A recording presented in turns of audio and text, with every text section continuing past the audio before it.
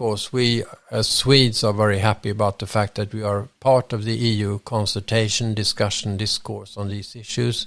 It's much easier for us to get a wider view on issues than if we would have to discuss this on our own or bilaterally in bodies which are less frequent in their meetings. European Council is a huge asset in terms of being able to form an opinion.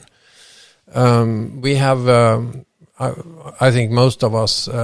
enormous respect for the knowledge and institutional memory of the Russian administration.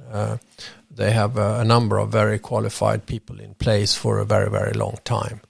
Where we have been missing for quite some time is in the United States, where the institutional memory was basically undercut severely by the disarray in the State Department and the closing down of a number of special portfolio, special representatives focusing on specific key issues externally. Now that may be restored as people coming back with earlier experience from, the appointment of the Secretary of State is a case in point of someone who definitely knows what he is talking about from earlier experience. So, and that will be very important, because what you basically are saying, and what we are trying to say in our joint podcast over quite some time, is that we need much more knowledge, both of the past and also wider perspective, see the links between different things, to see the relationship between the regional and global levels, and see how the eastern and the southern dimensions link together with the transatlantic. And it's actually knowledge and understanding of security policies now much more than just knowing each one of these, but to see the links between them. And if it could have any use for us to do these podcasts, would be if people would become more inclined to look into those wider issues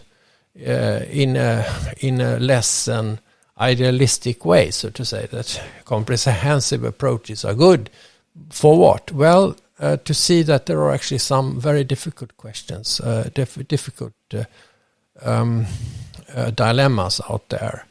and that it might help peace for people to see the link between the regional and global level.